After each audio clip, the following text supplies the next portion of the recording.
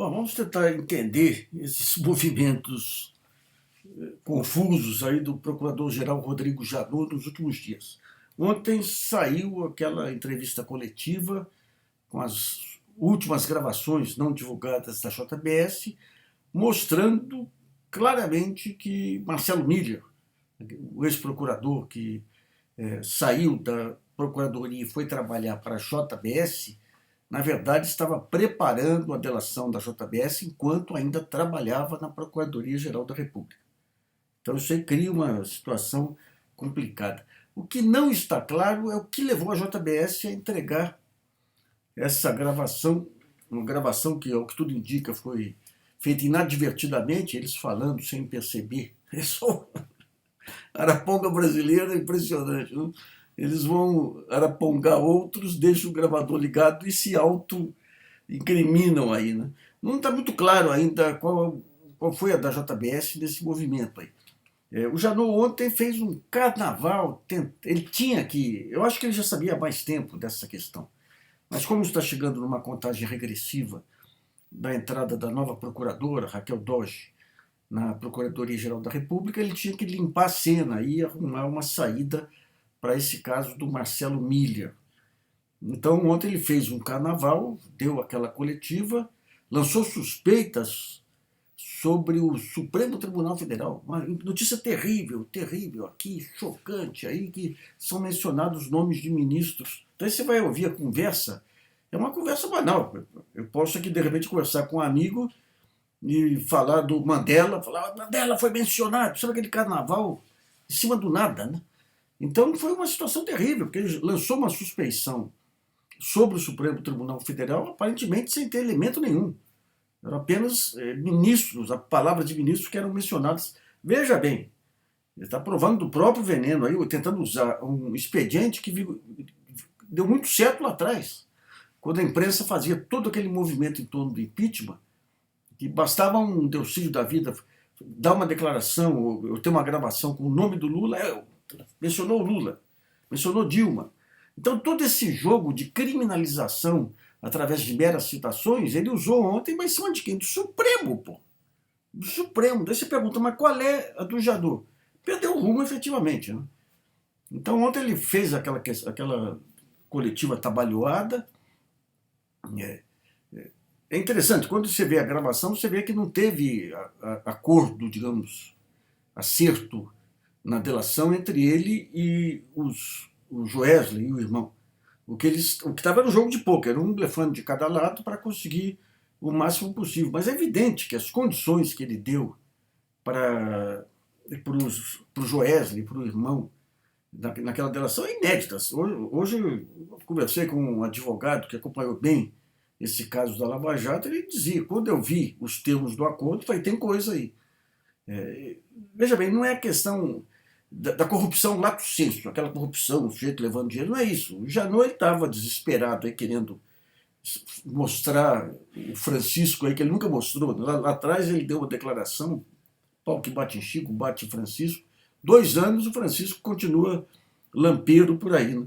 Então ali era a maneira dele tentar fazer, salvar aí a reputação nesse final de mandato, né? Já que durante toda a Lava Jato ele foi a reboque daquele pessoal barra pesada do Paraná. Ele, até durante algum tempo, até final de 2004, ele tentava fazer o papel de um procurador-geral, que era impedir que uma operação do Ministério Público, da Polícia Federal, desestabilizasse a economia, como foi feito, né? Aquele desastre monumental.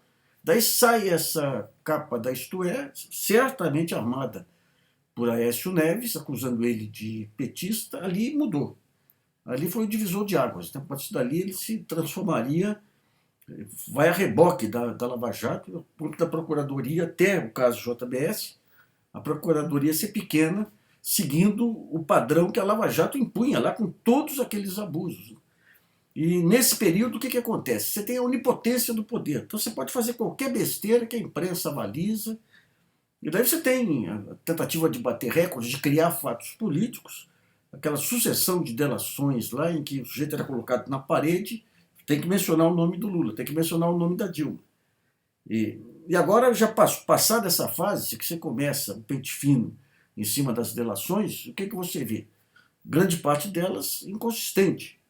Meras palavras ao vento, daí você fala, pô, mas que responsabilidade desse pessoal. Não, tinha um objetivo, que era criar fatos políticos. Né?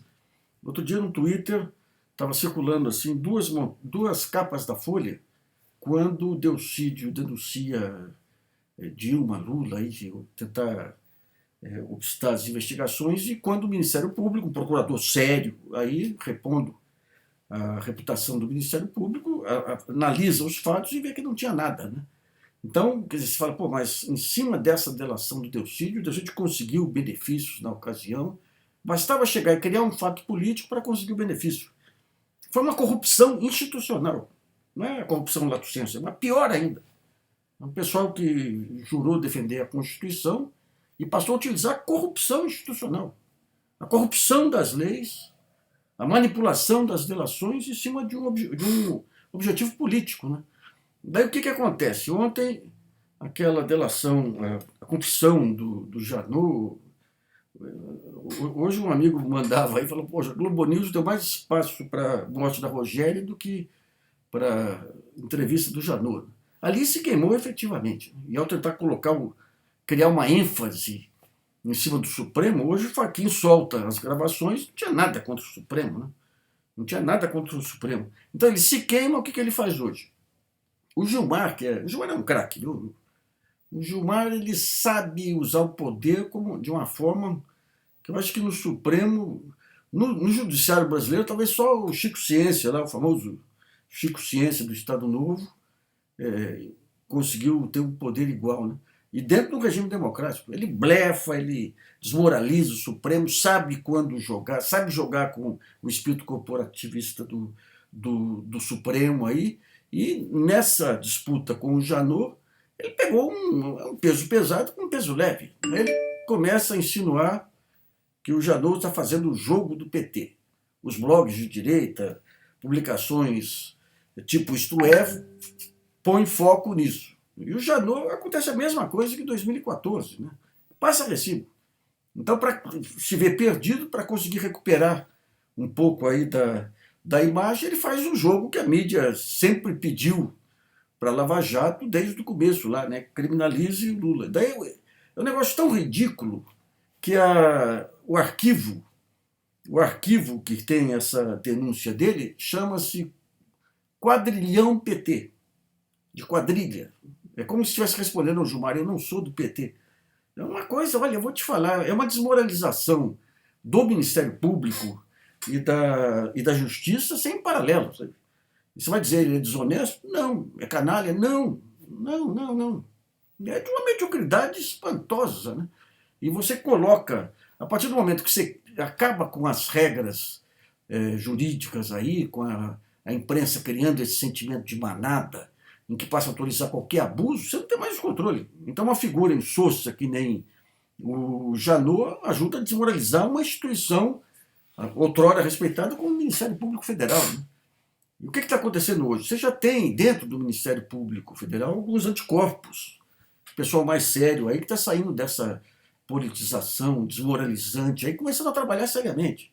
No caso do Ivan Marques, lá em Brasília, Distrito Federal, que pega as denúncias, analisa os casos, como tem que se analisar, não cria um direito penal próprio como o Sérgio Moro está fazendo. Né? Pela primeira vez está conseguindo criar uma conceituação penal aí em que você tem a corrupção e não sabe onde que está a contrapartida da corrupção. Basta receber um benefício para caracterizar a corrupção. Né? Então, você tem aqui em São Paulo, você vê, quando a Lava Jato foi montada aqui, o comando ficou, acho que a pessoa se adiantou e se ofereceu para comandar, uma procuradora, aqui exibicionista ao máximo, participou de passeatas, é desmoralizante, não sei como que os procuradores não entendem no todo, isso desmoraliza a instituição. Participou de passeatas, deu entrevista, tem que dar uma bobinha lá, de Angra dos Reis, daquele lado também, que faz a militância pelo Twitter, em vez de criar reputação dentro do trabalho dela, ou do trabalho dele, o procurador tenta conseguir fazer esse mesmo jogo de jogar para a torcida através de redes sociais, através de Twitter, ou no caso da Lava Jato e do Janot, através desses factóides. Né? Então é complicado. Daqui para diante, hoje tracei um xadrez, aí o que, que você vai ter? Todo jogo hoje está montado em torno de 2018. A aposta da Globo é tentar inviabilizar o Lula com o julgamento em primeira e segunda instância, o TRF4, o presidente, é desmoralizante, né? Thompson Flores já deu declarações dizendo que a sentença do juiz, nem leu, eu não li, mas gostei, a sentença é perfeita, é desmoralizante. Você não tem, esse pessoal não tem brilho, não tem brilho.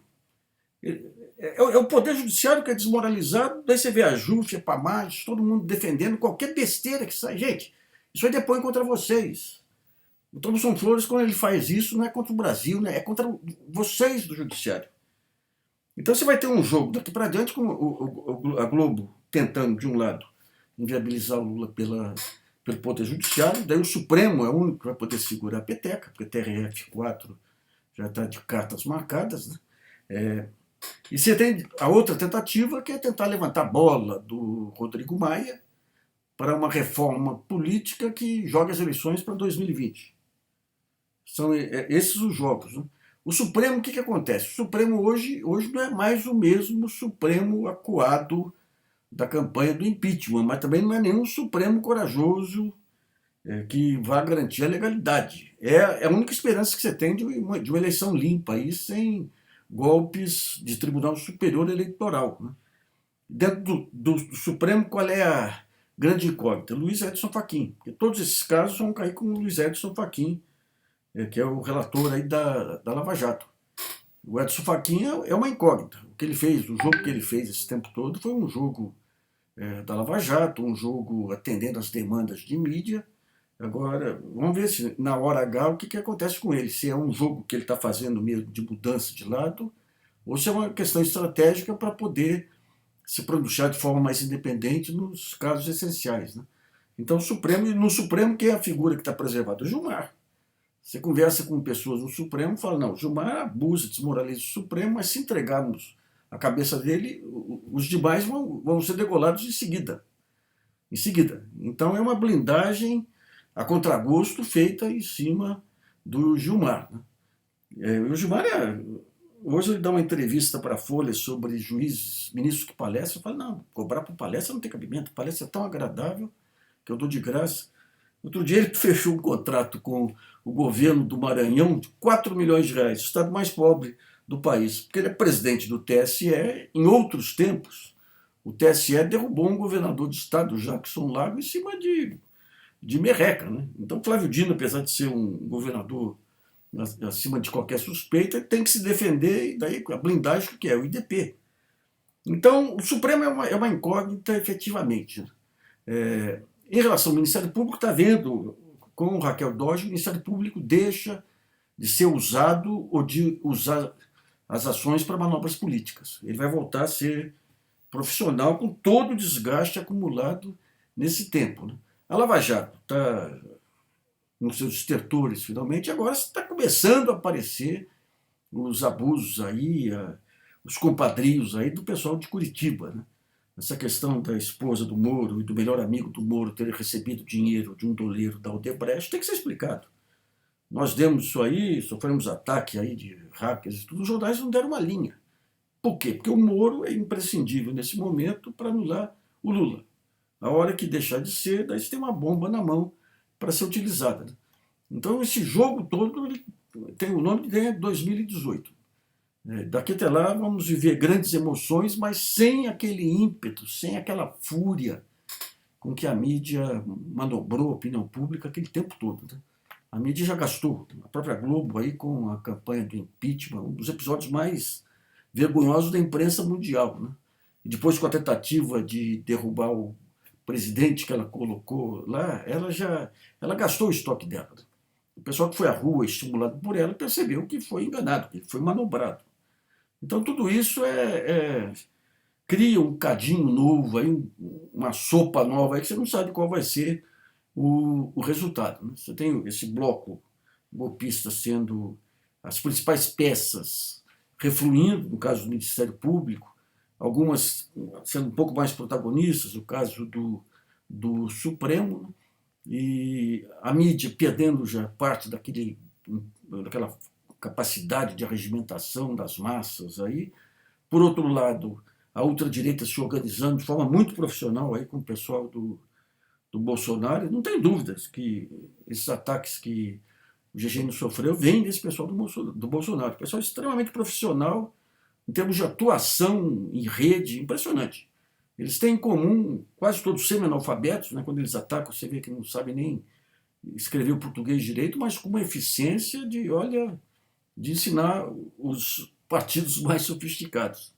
Então vamos ver amanhã o resultado. Hoje nós tivemos, você vê esse caso JBS, surge o caso aí da mina do Tesouro, do Gedel. A última contagem já estava em 35 milhões de cruzeiros guardados naquele apartamento, né?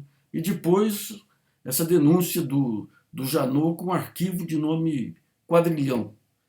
Então é um jogo que ainda promete mais, mas você vê, são todos, em relação ao que havia antes, são traques. Ainda tem um efeito expressivo, mas muito menor do que em outros tempos, né? Então vamos ver como que vai se comportar agora nas próximas semanas a mídia à luz de todos esses fatos aí.